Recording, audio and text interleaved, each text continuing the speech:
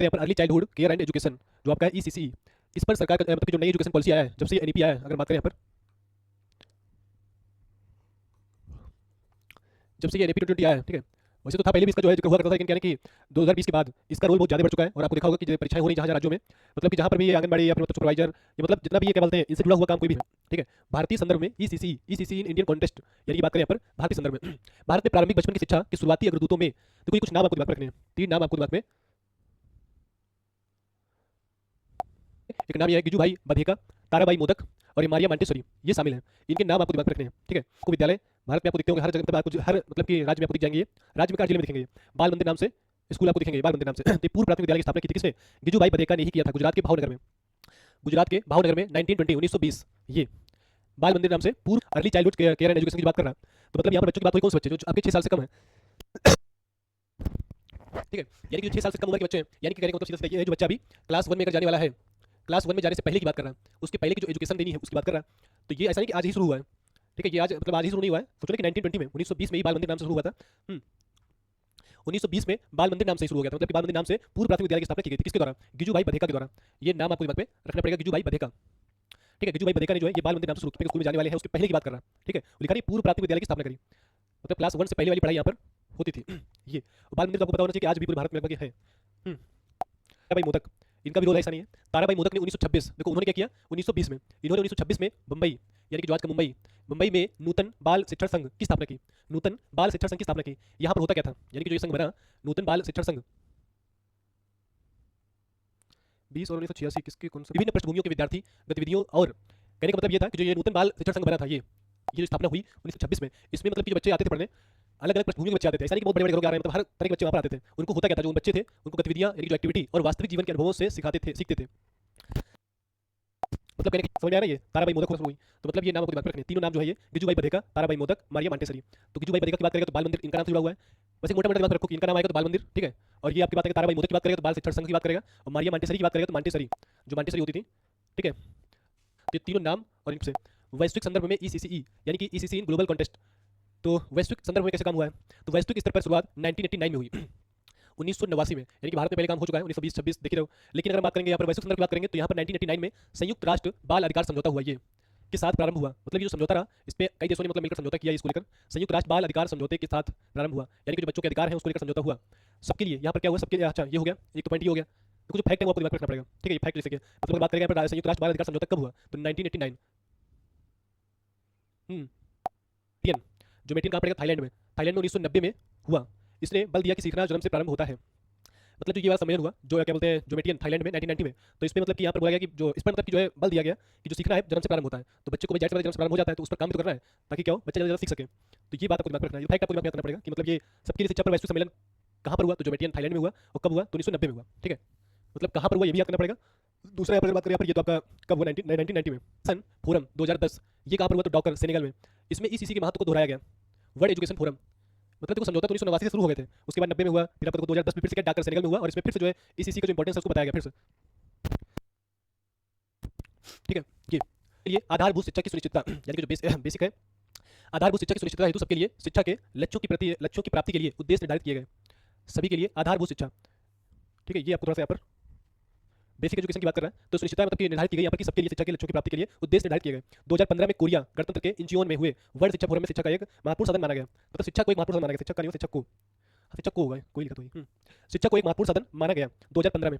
तो ये फैक्ट है, ये 2010 वाला जो है डाकर सेनेगल, ठीक है। उसके बाद हम आपके 15 की बात करें तो 15 में कोरिया गणतंत्र के इंचियोन में हुआ, इंचियोन में हुआ वर्ल्ड शिक्षा फोरम।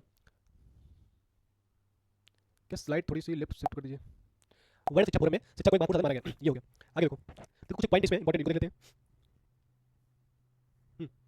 प्रारंभिक वर्षों का अर्थ है जीवन के सबसे पहले 8 वर्ष, जीवन के पहले 8 वर्ष, ठीक है। ये ईसीसी का तात्पर्य बच्चों को प्रदान की जाने वाली देखभाल और सीखने अवसरों में से है। मतलब जो ईसीसी प्रयोग किया था ईसीसी का तात्पर्य क्या बच्चों को प्रदान की जाने वाली देखभाल और सीखने के अवसरों से है। मतलब बात वही है, ईसीसी का मतलब पता ही होगा, कोई दिक्कत नहीं इसमें। मतलब वही early childhood care and education, देखभाल करनी भी है और शिक्षा भी देनी है, दोनों की बात करें यहाँ पर, देखभाल और शिक्षा दोनों, ठीक है। देखभाल और शिक्षा दोनों की बात करेंगे, ठीक है। और ईसीसी में स्वास्थ्य यानी कि हेल्थ, पोषण, देखभाल, सुरक्षा, शीघ्र उत्तेजना आदि शामिल है। इसमें सारी चीजें इसलिए मैंने पढ़ रखा है, सब चीजें पोषण, स्वास्थ्य, हेल्थ, ये सब चीजें यहाँ पर हो चुकी हैं, ठीक है।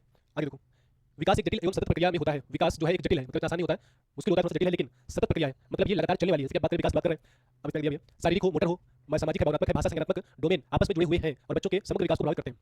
तो इसका कहने का मतलब ये है कि जो विकास होता है ना एक जटिल प्रक्रिया है लेकिन सतत प्रक्रिया सतत होती है लगातार। इसका मतलब होता रहता है लगातार। जैसे कि बात करें कोई विकास के बारे में, अब भाषा के विकास की बात करें, आपको पता है कि बचपन में बच्चा छोटा होता है तो बोल नहीं पाता वो, लेकिन धीरे धीरे बड़ा होता है हल्का सा, फिर क्या करेगा वो सबसे पहले शुरुआत करता है वो जो आपके स्वर होते हैं, स्वरों को निकालना शुरू करता है।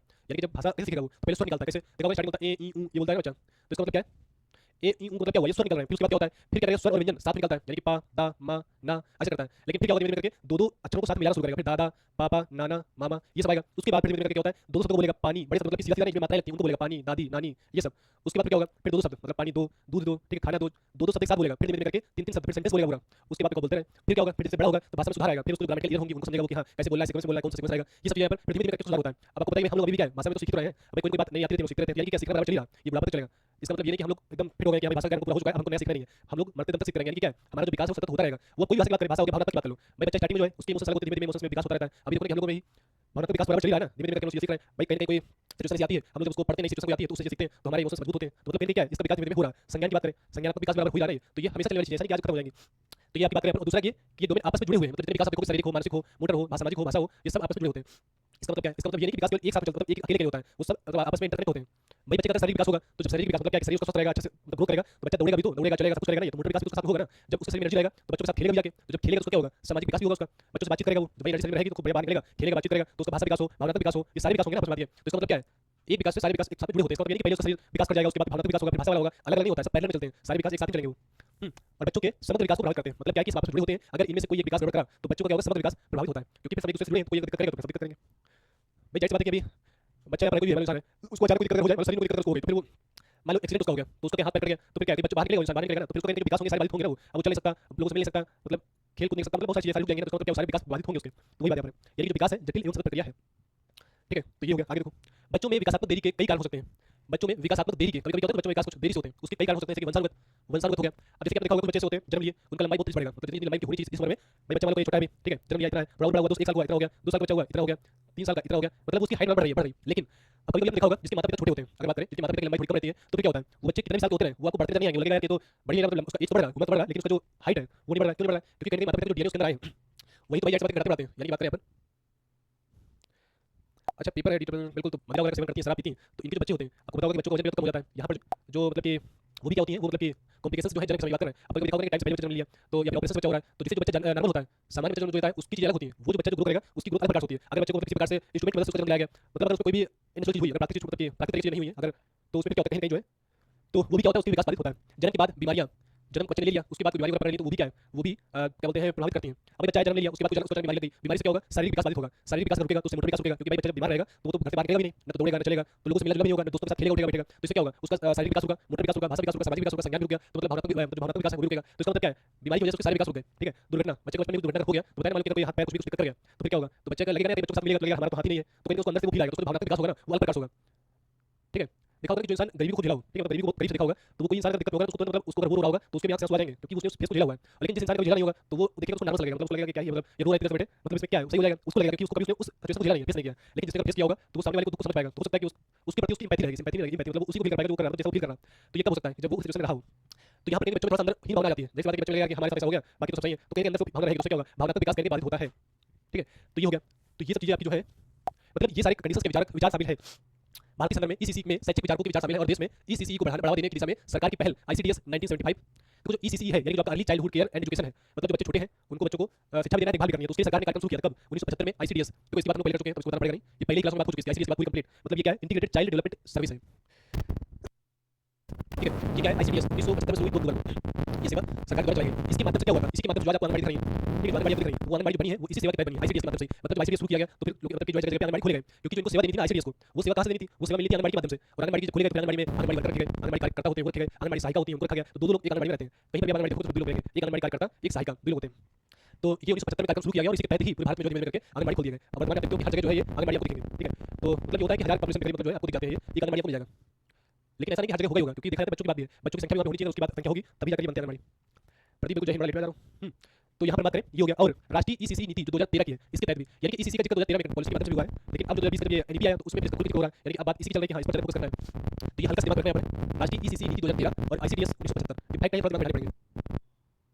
आज के लिए इतना ही रहने दें बस खत्म करना आज करते हैं 5 मिनट कुछ देखें कल थोड़ा सा बस वैश्विक स्तर पर ईसीसी पर जोर दिया गया सतत विकास लक्ष्य 4 देखो वैसे इस पॉइंट को डिस्कस कर चुके हैं पहले भी इस पॉइंट को दिया गया सतत विकास लक्ष्य 4 प्रदीप एक बार प्रेस कर लो, सही हो जाएगा। ठीक है, जो सस्टेनेबल डेवलपमेंट गोल है, यानी कि बात करेंगे SDG की बात करेंगे, तो इसमें आप देखा था कि हम लोगों ने क्लास बताया इसके बारे में कि SDG में भी क्या इसका जिक्र हुआ है ECC का। ऐसे वहां पे हम लोग सबने गोल देखे, कितने गोल है? 17। 17 में से आप देखो तो पहला, दूसरा, तीसरा, चौथा, पांचवा, छठा, सातवां, शुरू के 7 बताए थे, याद रखो उनको। पहले में क्या है? गरीबी, भूखमरी, स्वास्थ्य, शिक्षा। 4 नंबर में क्या है? यहाँ पर क्वालिटी एजुकेशन की बात करी है 4 नंबर में। तो जहां पर क्वालिटी एजुकेशन होगा वहीं पर शिक्षा की बात करी जाएगी ना, जहां पर शिक्षा की बात करी है। तो इसी में देखो 4.1 है, 4.2 है, 4.3 है, 4.4 है। अब जल्दी से कमेंट आपको ये करना है कि किस वाले में बात करी है ECC की बात करी है।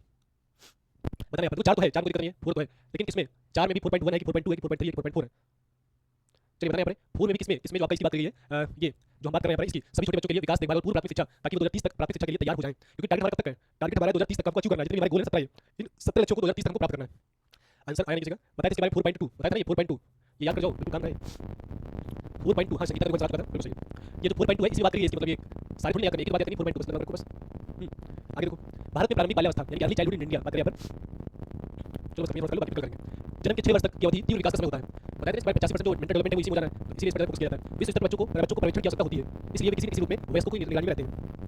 तो बात यहाँ पर ये है कि बच्चे जो होते हैं उनको कोई ना कोई मतलब पर्यवेक्षण सुपरवाइज करने वाला होना चाहिए। क्योंकि पता है बच्चा छोटा है, उसको 85% जो मेंटल डेवलपमेंट है उसके साथ हो जाना है। अब अगर वो सही लोगों के बीच में रहेगा, वो तो सही बात सीखेगा, गलत लोगों के बीच में रहेगा, गलत बात सीखेगा। तो मतलब क्या है कि पर्यवेक्षण तो उसका जरूरी है, उसकी आवश्यकता होती है। तो हम क्यों करें कि यहाँ पर अच्छा पर्यवेक्षण होते हैं, मतलब जो है सुपरविजन उसका होना है, अच्छे प्रकार से होगा तो अच्छा सीखेगा, अच्छा करेगा, गलत सीखेगा तो गलत करेगा। भाई देखा बच्चे जिस माहौल में रहते हैं, छोटे बच्चे अगर गाली वाले माहौल में रहेंगे तो गाली रसूल करते हैं, अगर उनका माहौल अच्छा है तो फिर अच्छी बातें करेंगे, अच्छे तरीके से रहेंगे। तो वही बात यहाँ पर बच्चों को पर्यवेक्षण की आवश्यकता होती है, इसलिए वे किसी न किसी रूप में वयस्कों की निगरानी में रहते हैं। भाई पर्यवेक्षण बच्चा ऐसा नहीं बच्चे को मारे जन्म दे दिया छोड़ दिया अपने आप बड़ा हो जाएगा, बिल्कुल नहीं होगा, मतलब बड़ा तो हो जाएगा, लेकिन कुछ ऐसी है कि भाई किस तरह बड़ा होगा तो सोच नहीं सकते हो। भाई 6 महीने तक तुम्हारे पास रखना पड़ेगा उसको, ऐसा नहीं छोड़ दो तो कहीं भी बच जाएगा वो। ठीक है, तो इसलिए क्या है कि उसको पर्यवेक्षण तो चाहिए। किसी न किसी जो है वयस्क की निगरानी में रहता ही बच्चा, बिना निगरानी में बच्चा टिक नहीं पाएगा। बच्चों के अनुभव यानी कि जो एक्सपीरियंस होते हैं, गरीबी, कामयाबी, कामकाजी बच्चे, बेघर बच्चे आदि उनको प्रभावित करने वाले सामाजिक कारक हैं। मतलब यहाँ पर बात करेगी जो बच्चे होते हैं, छोटा बच्चा जन्म ले लिया, उसका जो अनुभव है, एक्सपीरियंस, गरीबी है, कामकाजी बच्चे जो हो गए, बेघर बच्चे हो गए, ये सब प्रभावित करने वाले सामाजिक कारक फैक्टर है, सोशल फैक्टर है। मतलब देखा होगा यहाँ पर कि बच्चा जो गरीबी में बच्चा पैदा होता है, ये इसका भी भावनात्मक विकास होता है, वो कहीं नहीं स्ट्रांग नहीं होता है, क्योंकि आपको बड़ा वैसा रहता है, भावनात्मक थोड़ा कमजोर बच्चा होगा, गरीबी में हमेशा पहला उसके अंदर वो चीजें नहीं आ पाती है, फिर भी ही भावना उसको हमेशा रहती है। अब देखा होगा कि जो गांव बच्चे होते हैं कि गांव में बहुत गरीब बच्चा होगा, मतलब गरीब फैमिली होगी, बच्चे भी अपने आप मान लेते हैं कि मतलब कि वो गरीबी को स्वीकार कर लेते हैं, मतलब समझ लेते हैं कि हाँ बिल्कुल मतलब हमारा अस्तित्व समाज में कुछ नहीं है, एक नाली के कीड़े के समान ही है, तो अपने आप मान लेते हैं ऐसा। मतलब जो बहुत हद जो मतलब देखा होगा जो क्या बोलते हैं वो मली बस्ती में लोग रहते हैं, उनकी बात कर रहे हैं, जो रोड के किनारे लोग रहते हैं उनकी बात करोगे तो क्या उनकी बात करोगे उससे तुमको लगता है कि हमारा जीवन मतलब ऐसे कट जाएगा, मतलब हमें